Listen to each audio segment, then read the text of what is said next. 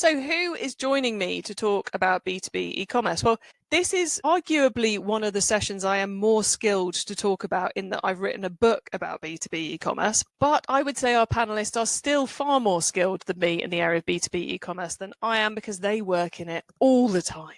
So we've got Alex Weston joining us from SparkLayer, we've got Jason Greenwood from Greenwood Consulting, and we've got Kathleen Sullivan-Garman from Sully Garman and Associates. So a properly transatlantic tribe here to help us all get our B2B organised, sorted, strategically planned for next year. So let's get rid of the static photos of my guests and let's get the real guests up here on stage. Hello, everybody. Great to have you here. Thank you so much for being up for doing this in December of all times. I would love you to introduce yourselves to the audience, let them know a bit more about you, your areas of expertise, that kind of good stuff. Alex, we'll start with you and then we'll go clockwise around, please. Yeah, thanks, Chloe. Thanks for having me. Hey, everyone, I'm Alex. I'm the sales director at SparkLayer. SparkLayer is a B2B platform for Shopify, BigCommerce, and other platforms. So we literally layer on top of the e-commerce platform to bring B2B functionality. So as a business, we've been going for about 4 years now. I've been here for just under 2 years, selling to lots of different B2B customers. Excellent to have you here, Alex. Jason, please let us all know a bit more about yourself. Yes, my name is Jason Greenwood. I've worked in the e-commerce space for over 24 years now, so one of the old hands in the game. And for the last 4 years in particular, I've specialized in B2B e-commerce consulting as an independent consultant. And I consult to not only B2B sellers, but I also consult to agencies that work in the B2B space, investors in the B2B e-commerce space, as well as platform vendors in the B2B e-commerce space. So kind of all facets of B2B commerce I work across. Which is why we've got you here on the webinar. Awesome to have you here. Thank you, Jason.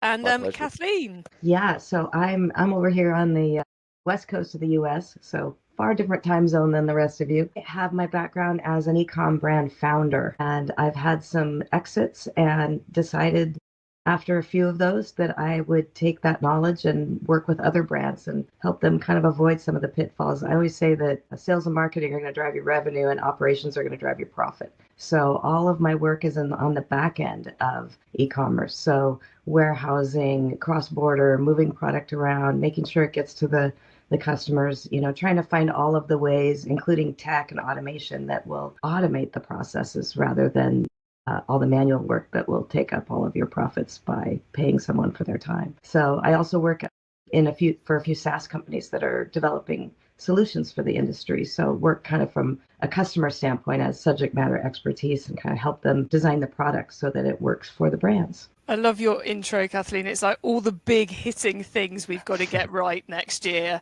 Efficiency, automation, stock in the right places, customers, tech stack, all those big things. So I'm going to try and resist my tangential brain wanting to take us off down one of those routes and keep us on track by kicking off with the first slide deck statement. So for those who are new to the e-commerce explored even webinars, I like to kind of put some statements and things in front of our panelists to get their take on it. So this is the first statement, which is something I firmly believe, but panelists, you are welcome to disagree with me, which is that every e-commerce business should be making a proactive strategic decision about whether or not to do B2B e-commerce in 2025. So you can't kind of sit around and think maybe we'll do it, maybe we won't. You need to go, right, this is our B2B e-commerce approach or not for next year. I think it's one of the essential things everyone should have worked out without risk of getting distracted by it or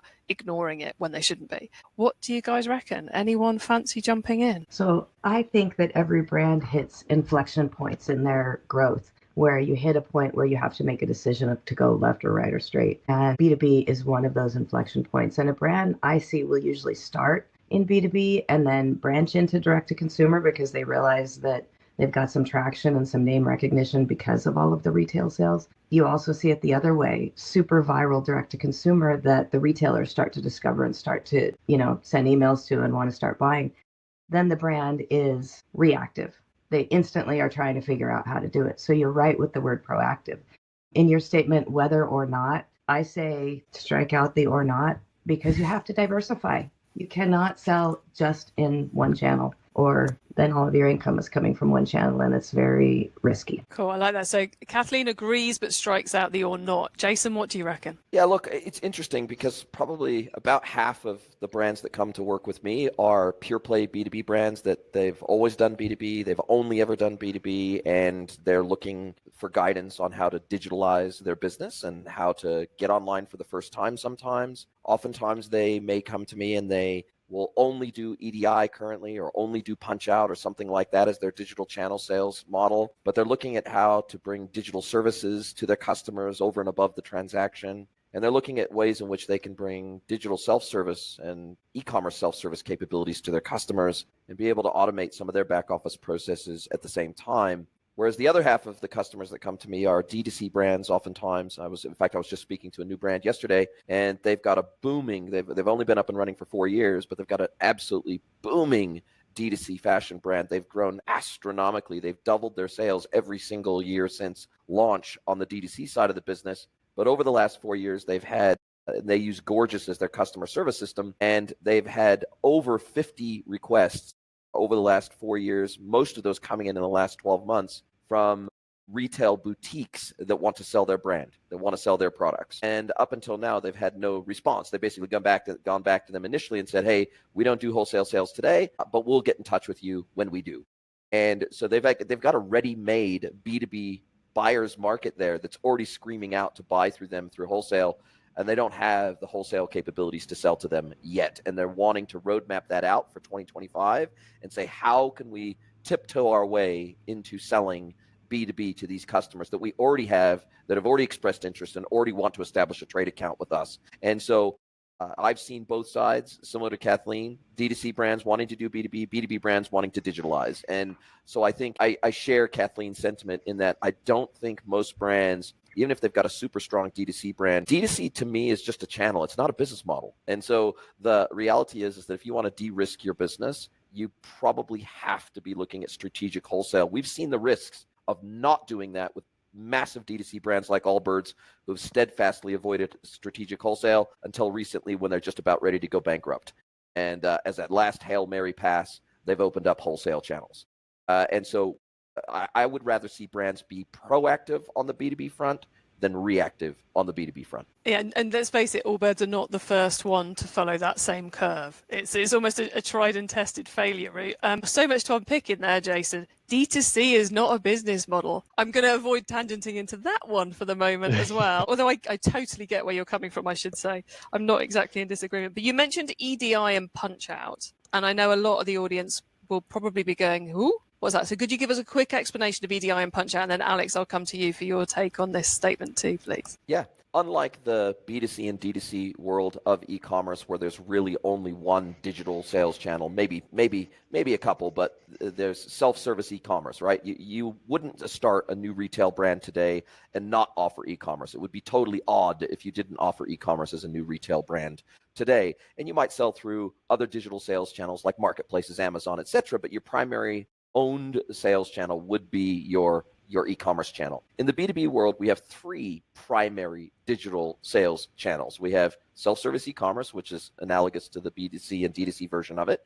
But then we have EDI and Punch Out. EDI is electronic data interchange, and it's basically the buyer's ERP system or computer talking to the seller's ERP system or computer, and with basically no human involvement. The order comes from one computer to another computer, and it gets fulfilled. Punch Out is similar in that the buyer's system is composed of a e-procurement system, also known as a punch-out system. And that can either be as a module of their ERP, Enterprise Resource Planning System, or a standalone e-procurement management platform like a Coupa or a Jagger or something like that, where they create POs inside the buyer's system. They create all of their order through the buyer's system, and then that integrates with the seller's back office and fulfillment systems and catalog systems via this pipeline colloquially known as Punch Out. So we have these three primary digital sales channels in the B2B world, which is two more than the traditional B2C and B2C world. Yeah, for anyone tuning in who thought B2B was one same set of decisions to be answered for everybody, very much not. It's a very much more complex space, but when you get it right, it's brilliant. Alex, what's your take? Would you agree everyone needs to make a decision about B2B this year? Would you agree that everybody, as Kathleen was saying, has to do B2B this year? Well, the easy answer as someone who sells a platform that enables people to do B2B would be to say, yes, everybody should do B2B next year. On the contrary, I'm actually going to say that I think there's a lot of direct-to-consumer brands, particularly at the starting point of their e-commerce journey that we speak to, who haven't really fully formed their D2C journey yet. They haven't really been on everything they need to do down that D2C channel just yet to kind of explore all the different areas where they can make the most of that market. So I think there are a cohort of brands where actually deciding not to do B2B right now and really skilling themselves up on the direct-to-consumer side, learning a lot more in that market, even sometimes changing their product a little bit to make sure it fits with the market that they're trying to sell to. There's a wise choice to say that you could invest a little bit more in that direct-to-consumer channel before you go down the B2B route to make sure that when you do that you make the most of that opportunity. If you're a B2B retailer, though, and you're deciding at this point, should I be doing B2B e-commerce next year? The answer is yes. You are missing out on market share if you are not doing online B2B selling as a B2B retailer right now. In fact, I think we speak to customers every week who are just coming online for the first time, who say they're losing customers to competitors. Then, their online experience isn't up to the mark of competitors even. And so if you're a B2B retailer already, like I said, you got to be looking at doing that next year. The answer is absolutely yes for that one. Yeah, definitely firmly in catch-up mode if you're not doing, and let's not just an e-commerce site doing it properly. Oh, cool. We're getting some questions and comments coming in, but I want to pose another one of mine to you because this session is all about growing B2B sales in 2025. So let's get to a really solid takeaway for the audience. What's your favorite or most impactful way to increase B2B e-commerce sales? Which I guess you could reframe as the top thing on my B2B e-commerce to-do list in 2025 would be. Kathleen, you're looking thoughtful, so I'll let you have a minute to think about it. Jason, Alex, either of you ready to jump in on this one? Yes. Ungate your bloody B2B e-commerce experience. It's still, I still run into brands every single day, B2B pure play businesses that have a gated e-commerce experience, meaning you can't see anything that they sell until you authenticate. You can't see the products. You can't see prices. You can't see inventory. You can't see a damn thing. You wouldn't even know that they sold those products unless you already had a trade account with them. And what I would like to say there is if I can't log in and I can't see, or if I can't browse your website and see what products you sell, neither can Google. And Forrester just released a report last month that shows that over 70% of B2B buyers in the United States today are millennials or Gen Z. And the reality is they're not your traditional old school B2B buyer that has their favorite account manager that they send a fax to place their order. That's not the way the world works today. And now that 70% of buyers are a younger generation, a younger cohort of buyers, you now have to interact with them in a different way. And when these younger buyers go to find a new supplier of widget X, they're not exactly going to go to a trade show. They're not going to go to the yellow pages. They're going to go to Google and they're going to go supplier widget X, manufacturer widget X, distributor widget X. And if your catalog is not being indexed by Google, you're not going to be in their consideration set as a supplier because they don't know you exist. So my top tip is ungate your bloody B2B e-commerce experience so that Google knows you exist and can capture the long tail of your catalog items and index them properly so you can be found on the interwebs. And you don't necessarily have to show pricing. You don't necessarily have to show inventory until someone authenticates, but at least show and display and present your catalog in a meaningful way. A passionate answer, I think we can say there from Jason. Love that. Alex, I couldn't tell whether you were nodding in agreement or nodding in... No, I'm definitely nodding in agreement. Yeah, well, you could not agree with that. It's an absolutely delivered with a punch there. But I think if I was to kind of extend upon that, ungating your website is absolutely essential, as Jason said. Following on from that, once you've won an account, actually enabling your customers to use the website, or if Jason was saying it, actually bloody enable your customers to use the website. So the thing with B2B e-commerce is that most of the customers would have been buying in a different way previously. So human nature, we don't like change. Generally, they'll have been sending a spreadsheet to a sales rep, or they might have been calling the customer before. And generally, as humans, we like to stick with what we know. But if you're running a B2B focused business or B2B focused business, and you have a cohort of customers that typically have been doing that over the phone before, you're likely going to be met with some resistance when you launch that website. So if you want your customers to actually use it, you should enable them, run some training sessions, show them how to use your website, give them a guide on how to use it, let them know the different bits of functionality that can help them speed up that buying process in future as well. The amount of times that I've seen customers launch new websites and go, well, no one's using it. Well, of course they're not. You haven't told anyone about it, right? So tell your customers that you've launched the website, tell them how to actually use it. Such an important point.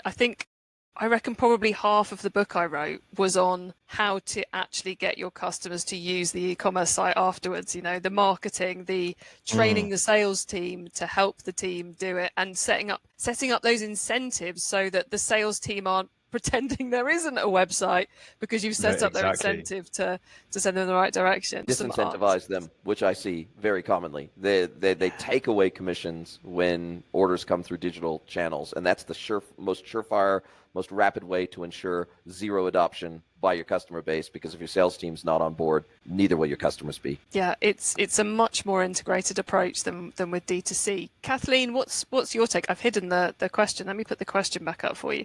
What's your take on the most impactful way to increase B2B e-commerce sales? I'm going to keep giving that to Jason and Alex because, as I said, I'm not revenue gen. I'm on the backside. I'm making sure that the products move efficiently. So let's flick on one then. I like that though. Sometimes you have to just go, not my wheelhouse. Well, stay inside the thing I'm really good at. Well, let's give you that one then. So I'm guessing you see plenty of mistakes in B2B on the ops and fulfillment side, because back in the day when I used to help brands do this sort of thing and businesses do this sort of thing, you'd find a whole load of problems on the front end. And then as soon as you started touching physical things, absolute nightmare. So what would your most common mistake you see in B2B e-commerce be? It's the most common mistake across all business, all e-com. I would say communication, but in this respect, it would be internal. So I like to run an SNOP, which is sales and operations planning, inside a company. So rather than a traditional org chart that's vertical, where all of the departments are a bit separated and siloed, I like to do it in a circle where they're all reporting to each other. So sales is reporting to ops what's going on with sales, so ops can make sure there's enough inventory and have everything ready. And then ops is reporting to finance on cost of goods so that they know they can afford it. And finance is reporting back to sales on what they have to charge. So I would say the biggest mistake is siloing internally so that there's a lot of disconnect. If they're not working with each other, sales may make promises that ops can't make in terms of timing or fulfillment. Again, ops might make promises on cost of goods that finance is like, oh, heck no, we can't do that. So I would say it's all about communication to, again, prevent being reactive and staying proactive, because your profit is in your proactivity. Love that. Very good point. Yeah, I see that a lot too. And as an extension and enhancement of what you just said, Kathleen, I see that very, very frequently when I'm going in and I'm scoping, say, a new e-commerce solution for a merchant, a seller in the B2B space, they oftentimes want to carry over exactly what they have been doing in all their internal operations. They want to carry over those exact same processes exactly as they are into a new e-commerce channel. And oftentimes they want to bring over the exact same service processes and all the ways in which they collect quotes and all those things. They want to run the same exact processes that have built up over the last 10, 15, sometimes 50 years of business, because oftentimes these B2B sellers are multi-generational family businesses, and I'm now dealing with the grandchild of the founder in many instances, who's now take over running these big legacy behemoth businesses. I mean, sometimes these B2B brands people have never heard of, and they're doing 100, 200, $500 million a year in business, and they have very entrenched processes around sales management, pricing structures, trade agreements, etc. And what they miss what I believe to be a golden opportunity to take a wholesale look at everything they're doing and saying, well, look, if we adopted perhaps some of the more out-of-the-box processes of the technology we're adopting, for example, instead of trying to force the technology to fit the old ways we've been doing things, they've missed a golden opportunity to modernize and take a very holistic look at everything they're doing and how they're doing it and say, is this still fit for purpose as of, well, soon 2025? Is it still fit for purpose? Is it still what my customers are looking for? And oftentimes I'm called in to actually run customer interviews, back to Kathleen's point and back to your point, Chloe. I like to suggest and recommend to my clients, they start adoption planning before we even go into scoping. Because at the end of the day, we don't want to build something that is based on a whole lot of assumptions about how our customers want to interact with us and do business with us. Why don't we just ask the question first so that we build something out of the gate that is automatically going to see high rates of adoption because it was tailored from day one to meet the expectations of the customer. Well, it's the massive opportunity that an existing B2B business has when they're going into e-commerce, is they can actually ask their customers what they need and what they want. You're not launching blind. You've got so much research you can do. Alex, what's your take on the most common mistake you're seeing? Yeah, I think it's hard to disagree with anything that Kathleen and Jason have said there, to be honest. Like, there's a ton of customers that we see, particularly those that have been doing B2B for a long time, that have immensely complicated pricing structures and then try and just like bung them in some way to an e-commerce platform, and it just doesn't work. And it is a really good opportunity to kind of simplify that process and that pricing structure as well. But I think just to kind of put a different lens on it, one of the bigger mistakes that I see is that people think that you could just market to your B2B customers in the same way that you do for B2C customers. So you assume that the channels will be the same, the way that you acquire those customers will be the same. Chloe, you wrote a book on this, so you're definitely going to be someone that could provide a lot of insight into how it's different. But the buying journey is completely different. The way you build trust is different. How you acquire customers is different. You're also not actually speaking to just one person oftentimes as a B2B customer. You're actually winning an account, and there are several different people that you're having to market to who have to use the website, who have to create orders in there. So there's a lot of differences from a marketing perspective, and I think that there's this natural assumption specifically from customers who are typically B2C or historically B2C going B2B for the first time, who think that actually I can just do more of whatever I did on the B2C side, but kind of just find B2B customers that way as well, and it isn't the same. Yes. Sorry, just one more comment on that. I think you've absolutely hit the nail on the head. The amount of times that I go in and I'm in a new consulting engagement, they don't know me from a bar of soap really in that first conversation. And one of the things I get back sometimes is, hey, we do most of our sales via EDI. We do most of our sales via Punchout. Why do we need an e-commerce portal or a trade portal? Why do we even need that? What they're forgetting is that even in a case where the transaction is largely computer to computer, there is a whole raft of digital services that most of those customers still want you to deliver to them through some sort of a trade portal type of experience, whether it's a request for quote experience, whether it's an automated RMA experience, whether it's a checking my historic orders experience, whether it's checking the status of inventory availability, downloading collateral around a product and learning about the specs of a product, being able to do research online before I actually place that order. There's a whole raft of digital services, that what I call the digital services layer, that most of even these automated purchases, those customers still want an entire raft of digital services that many times these B2B brands just aren't. They're not providing those services in any kind of meaningful way beyond the transaction. And I think that's a massive missed opportunity. I agree with you a lot, Jason, because data only comes from digital services, and you cannot run profitably without data and being able to analyze and look at your sell through and making sure that it was that maybe that replenishment order was worth it. And that's another thing on proactively, it's critical to make sure that you set your order minimums when you're starting these relationships. You have to order in a minimum of 6 or a minimum of 12, because those replenishment orders might come back as, we want 3 units, and it's going to cost more to ship it than it would be worth. And so again, that's proactively, but the only way you know any of that and where your margins are is data, and having a digital presence is key to getting that data and not doing it old school. Well, as Alex said, I could happily waffle on about the marketing differences for the rest of this webinar, but we've had a question that is already developing some very long answers in the comments. So let's take a look at this. So Stacey G is asking, up to now we're a D2C brand. We wholesale reactively, but 2025 we are growing this. Love it. Proactive decision. A tick. Well done, Stacey. Ideally looking to export to the USA. This is from the UK, as comes out in other comments. We are wanting this to be on our terms in terms of payment terms.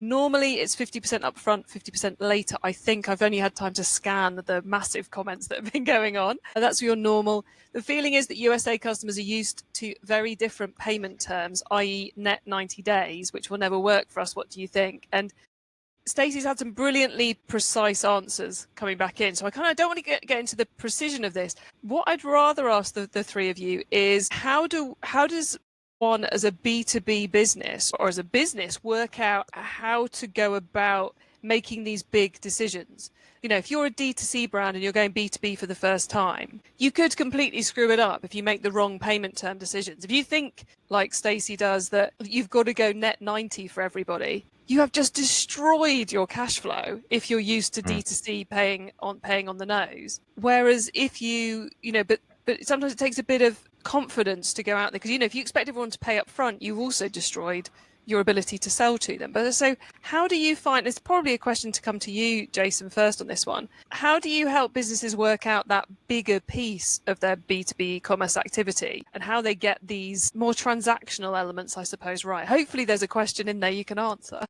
Yeah, well, I've actually dealt with this exact question. And one of the things that when I'm working with a new B2B merchant client is how can we turn a challenge into an opportunity for differentiation? And I was working with a B2B seller down in New Zealand, and they actually turned credit terms into a massive UVP where they didn't have to discount to win business. They actually offered default 120-day terms, which were minimum 30 days longer than any of their competitors in the market. So they moved away from competing on price from a wholesale perspective. They were not the cheapest in the industry, but they were winning more business than everybody else, mainly because of their credit. They're very, very generous credit terms. And so instead of having to discount, they say, well, look, we're going to make a really good margin on what we sell, but we're going to have to make sure that we have the capital to be able to extend 120-day credit terms. And the great thing is, one of the reasons why 120-day credit terms in their world was so important, they worked in the wholesale fabric space. They needed time to get the fabric to their customers, who then manufactured that fabric into clothing or other items that were then sold into the market. And that 120-day terms was enough time to get the fabric to the customer, them to convert it into products that then they could sell, get the cash in, and then pay off their wholesale supplier. And so I would say that in this type of scenario, can we take a challenge to our cash flow and turn it into an opportunity to either make better margin, not have to discount, not have to, can it become a competitive advantage for us? And then finally, I would say, if you are expected in a new market to offer something that's unique to that market, maybe what you do is you say, well, look, okay, in that market, we have a different price list, right? If I know I've got to offer net 90 to be competitive, maybe in that market, I add an extra 5% to my price list, or an extra 10% to my price list, or whatever it is, to cover the expectations of that market and still maintain profitability for us to take into account the cost of capital. So I think that there's always an opportunity to turn a challenge into an opportunity. It's really how you look at it and what lens you look at it through. I love that example of the 120 days. It's like, it shows the power of understanding your customer base. If you know your customer base aren't going to get paid until they've turned the product you sell them into something else, if you can take the worry of not having to pay you until they've been paid out of them, they will be willing to pay more because they've got that guarantee of the cash arriving and needing to go at the right times, which I guess is, don't make assumptions, go and work out what's going on, isn't it? It comes back to that research thing we were talking about earlier. Alex, you look eager to get in on this one. Yeah, I think as you're talking, it's kind of getting the cogs whirring in my mind over here. And one of the things that actually could be useful for Stacey as a practical piece of advice is actually the Department of Business and Trade actually have a ton of advice for exporting to the US from the UK. They've got the learnings of loads of different businesses that they work with. They can give you a ton of just basically free advice on what payment terms would be expected for your market. Maybe they've got other customers that you could speak to there as well. So I would definitely recommend going and having a chat with the Department of Business and Trades and getting some advice from them, because they've got a ton of stuff on there to help with this exact question about exporting to the US. Actually, for our international watchers, I bet there is a company, a group of people attached to your government who are also trying to help you export, who will help you do all this. For those of you in the UK, we did our last session was on going global, and we had the brilliant Emma Jones from the department Alex just mentioned. I always want to call them the wrong thing because they rebrand about every 4 years, so I'll get the letters wrong, but I'll add a link to Emma who was on that, her LinkedIn, in the comments for anyone who wants to dive in on it. We've had a follow-up question from Stacey, which I'm going to flag on the screen, and then Kathleen, I'll come to your thoughts, and then we'll move off payment terms and such and go on to another hot B2B topic. So Kathleen, adding this into the mix, you've given a whole pile of advice to Stacey on this with the exporting from the UK to US and all of that. Anything you want to add or summarize? Yeah, on the suggested retail price, I think you can do suggested, you can do minimum. Very, very, very hard to enforce, and you could spend a lot of time and money, on, watching Google for what people are selling your product for. However, it is important to keep an eye on it, because if you do have a seller that has bought from you and is undercutting everybody else, the rest of those businesses are probably going to not be ordering as much from you anymore. So it's important to keep an idea on what people are selling your product for. I'm a firm believer in having that minimum retail price for your wholesale customers. And then after that minimum, they can do whatever they want. But I think it's really important that you sort of protect your brand and protect what people are finding when they're searching for it, shopping wise. Awesome. Thank you very much. Okay, we're going to go to the next one on my slides, because this is super hot topic in the B2B space at the moment, the B2B e-commerce space. Anyone who's been involved in the B2B space, especially the D2C starting to sell B2B space, will have heard of FAIR and the huge impact that's had on the market. Those not familiar with it, basically similar impact to what Shopify had in the e-commerce platform space. So I reckon that B2B marketplaces should be part of every B2B e-commerce strategy. I'm doing another broad brush statement and saying it applies to everybody. Alex, you're giggling at my suggestion.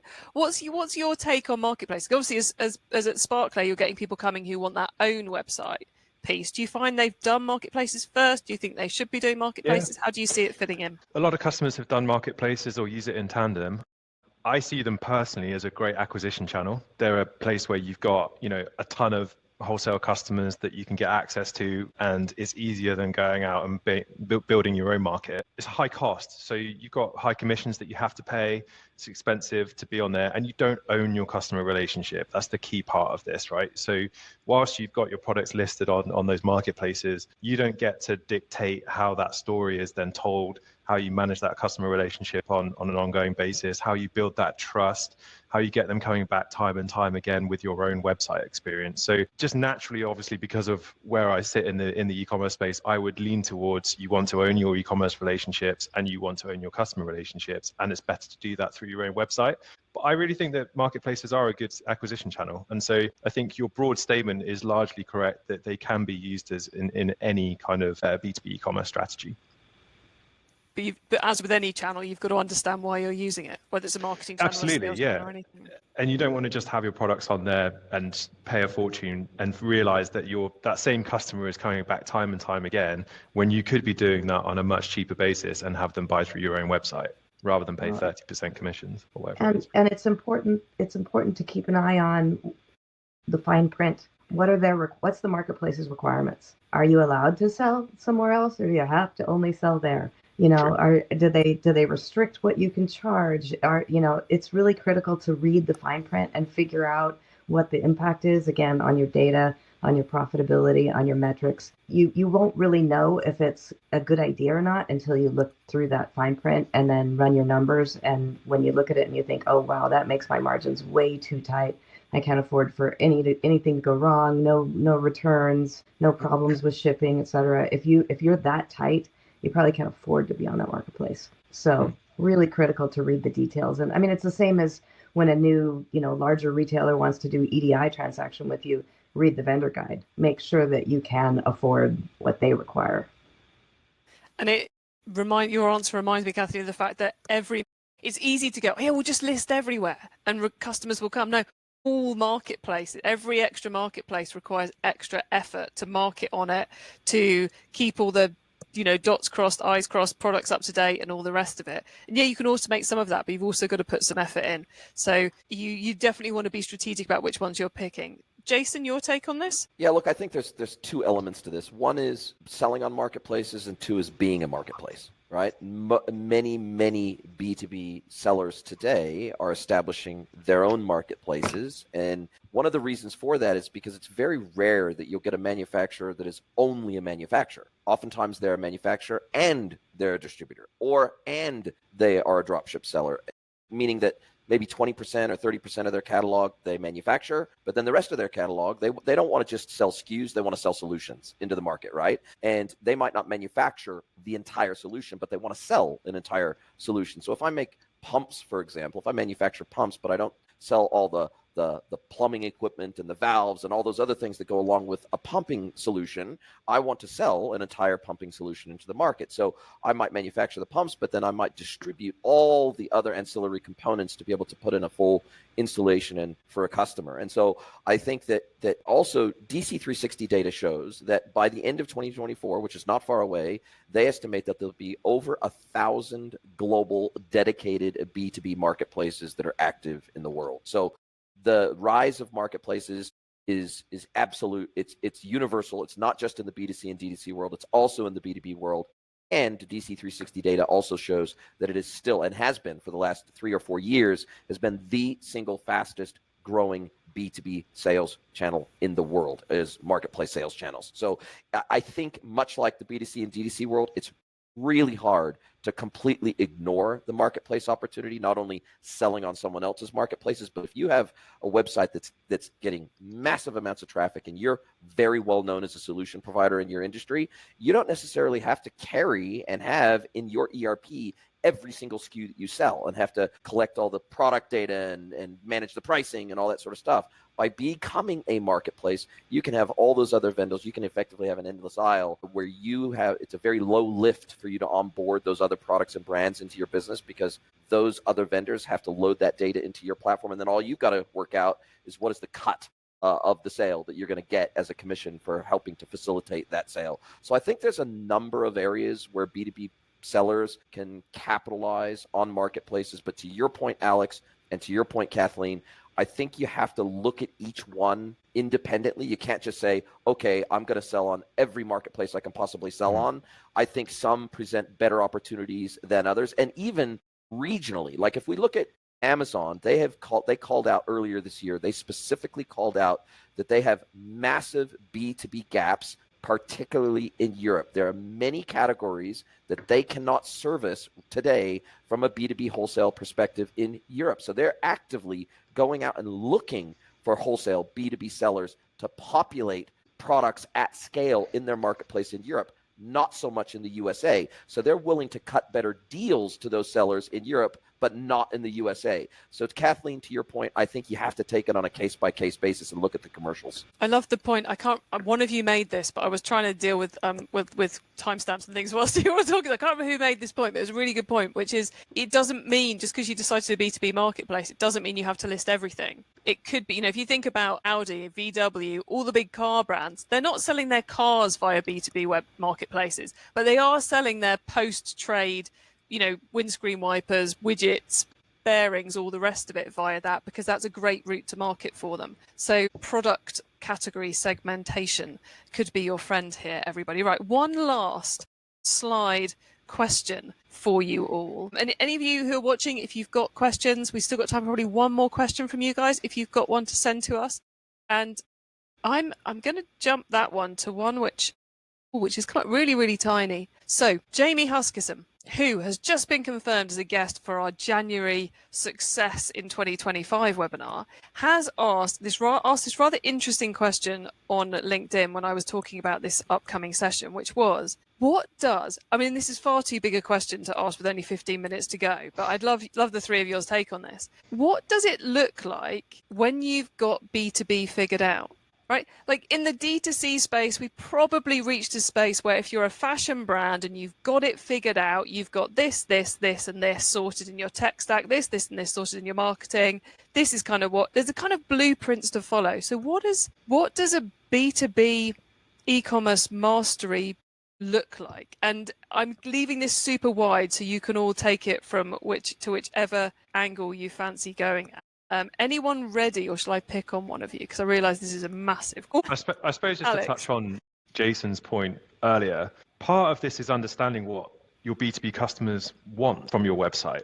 And so when it comes, and that's true of any e-commerce site, B2B or B2C, I guess, but understanding what your B2B customers want from your website and what would actually make them use it is the actual crucial piece of what makes it a really good website. Ultimately, if we could list out all of the different features that a B2B website might have or want or possibly could be, but if that isn't what your customers actually would use, then it's pointless. You could have pack sizing, minimum order quantities, account rules and all of this other stuff on there. But if all your customers simply want to do is log in, see a price and pay by card, then that's a perfect B2B website for your customers, right? So I know this is a bit of a cop-out answer, and it isn't really a practical guide on the best looking B2B website I've ever used, but I've seen a lot of customers try to pack in so much stuff into websites that is just completely pointless because their customers don't need it. And actually the ones that keep it really simple, really focused on the stuff that their accounts actually want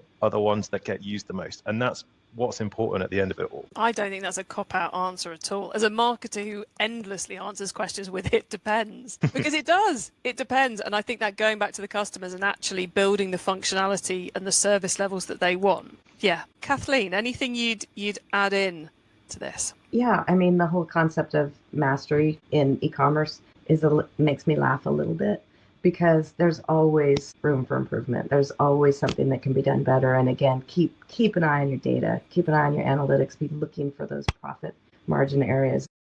Alex mentioned somebody wanting to log in and pay with a card. Well, do you have minimums or maximums of what you will accept for a credit card payment? Because you're paying fees on that. You're paying 2.5 to 4% of the cost of that. So there's a little piece of your profit going away. Are you going to allow credit cards for a $10,000 order? I would say no. I would say don't do that, especially in wholesale, because you're already selling, below your retail price. But again, wholesale is so different than retail because they order on a cadence, they order in higher volume, they are doing their own advertising for your product. They really can't be compared to direct to consumer as far as that profitability, but you do have a cost of goods, and it's really critical data-wise to always be looking. So that concept of mastery, it goes across the board. Mastery in sales, mastery in accessibility, mastery in digital, mastery in your profitability and your back end, or how well you're executing, how well you're shipping, how quickly you're getting it to these people, how your accounting system is working for getting your net terms. So I don't think there's any such thing as mastery. I think that you can always find windows and rooms and segments where you can make things better.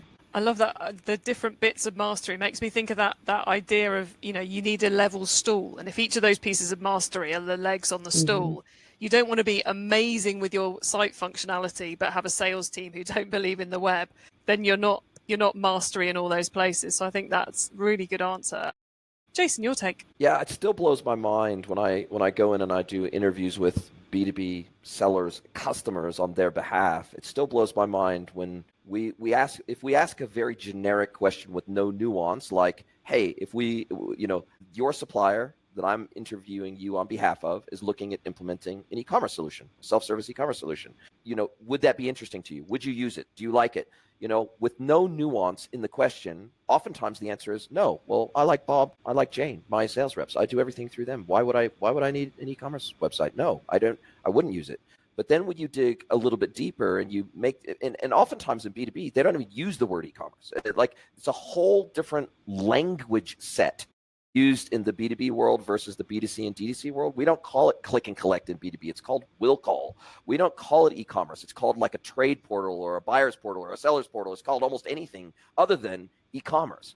So when you get more nuanced in the way that you ask the question of the customer and you say, okay, that's cool. Well, even if you didn't transact and hit the buy button on this trade portal that might be set up for you, what about if you could request quotes through this portal automatically instead of having to send an email to your account manager and wait for a response and never know what the status of that quote request was. What if you could lodge your return requests electronically instead of, again, having to go through customer service maybe to deal with that? Or you could download your historic invoices, or you could, check on the inventory of a specific product, or, do some research and see what products these guys sell other than the products you already buy from them. If you could do some research online before talking to Bob or Jane to place your order, would that be interesting to you? So when you get more nuanced, or when you ask the question, you say, what do you love about doing business with the supplier today? Great. What do you hate about doing business with the supplier today?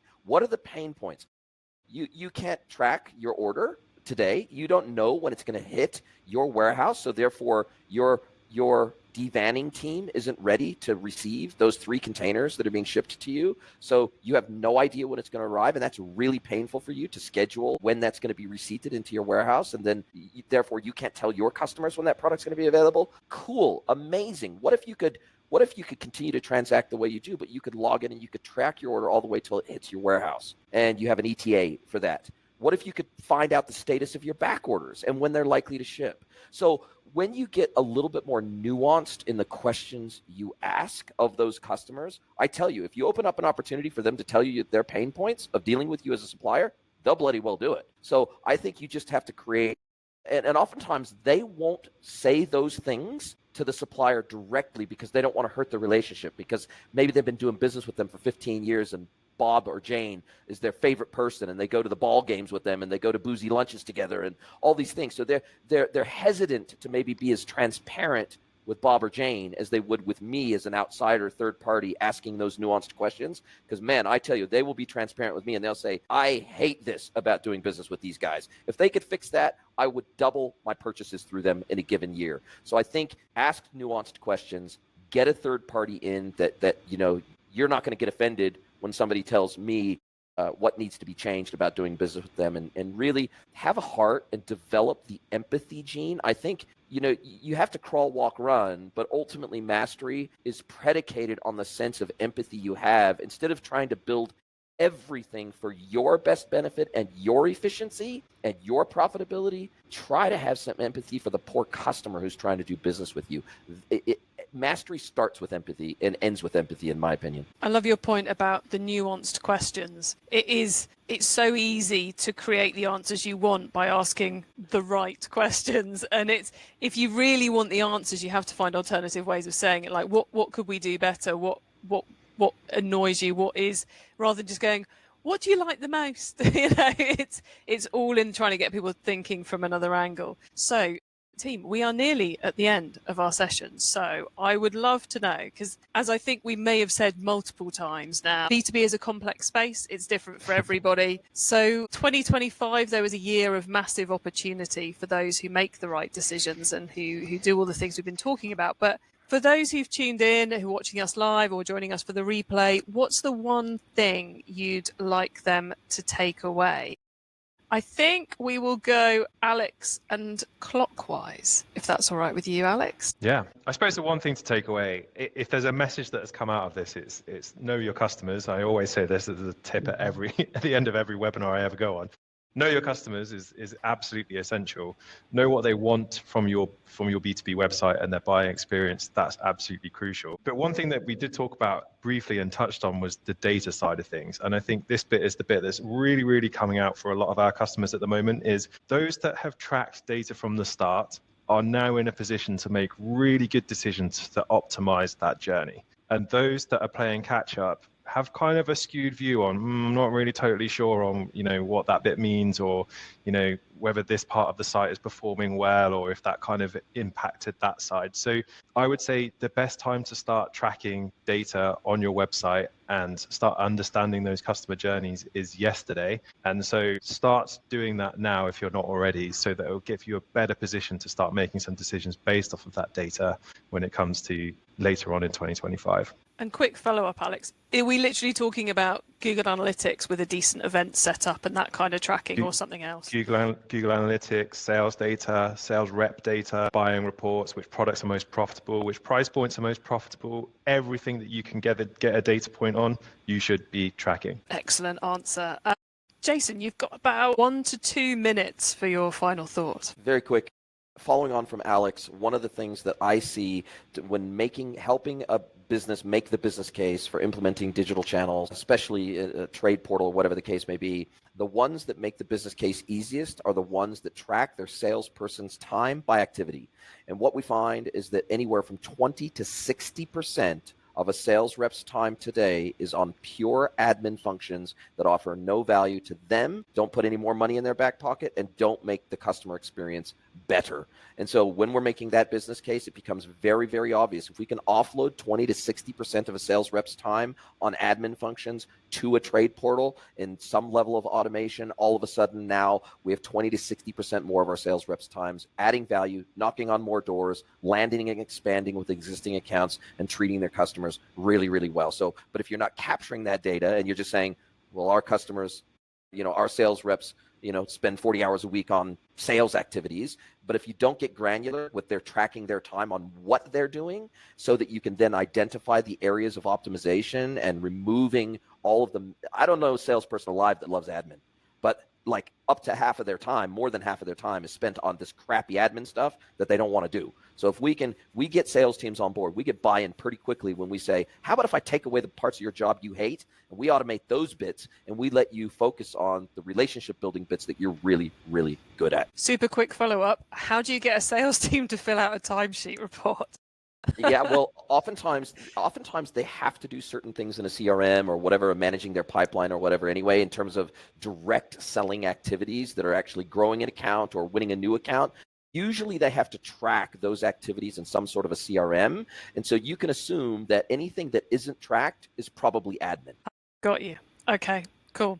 So kind of an extrapolation rather than from 10:01 till... Correct. Got you. Correct. Okay, cool. Kathleen, your final thought, please. Yeah, so expanding on Jason's point quickly, it's the same in operations. If you're running EDI and your ops person is manually processing those orders and sending them to your 3PL and then manually writing the ASN back up, that's a significant amount of time. It's about 2.5 hours for every EDI order. What are you paying that ops person? Would automation make sense? How many orders per month is that happening with? So it's the same thing on the back end ops side as Jason's talking about on the front end. As far as my final thought I want to leave people with, it's December. This is perfect timing. Make a plan, and don't just say in general, here's my outline, run it across a timeline. If by the end of Q1, I have reached these targets, then these changes need to happen for Q2, and build it based across a timeline, not just in generality, and then give yourself deadlines all through that timeline. Make sure that you're hitting your inflection points, and then be willing to change the plan at the time. I always say make a plan and then make a backup plan. You've got to have risk management in place. If things aren't looking the way they're supposed to look according to your plan by Q1, figure out where and make those adjustments. Put your risk management plan in place. You have a big shipment coming in and it gets seized by customs and destroyed. Now you don't have any inventory. You have to go to plan B and you have to go quickly. So you have to have already written it out. So it's critical to make a plan, put it on a timeline, and then make another plan. Brilliant advice from all three of our panelists. Thank you so much, Alex, Jason, and Kathleen. I'm going to go and hide you guys in the green room whilst I wrap up with everybody else. She says, removing her slide. So huge thanks to SparkLayer and UpPro CSV Order Upload for being our lovely sponsors for this session. Huge thanks to our experts, Alex, Jason, and Kathleen, giving you loads to think about, and then follow Kathleen's final advice on making those plans, and then speak to your customers and all those great things we've been talking about. I was about to regurgitate the entire webinar for you, which none of you need me to do right now. Thank you so much for joining us for this session, and I hope to see you in the next one. Bye. Are you a B2B or D2C e-commerce merchant? Then head over to greenwoodconsulting.net to learn how we can help you scale your business.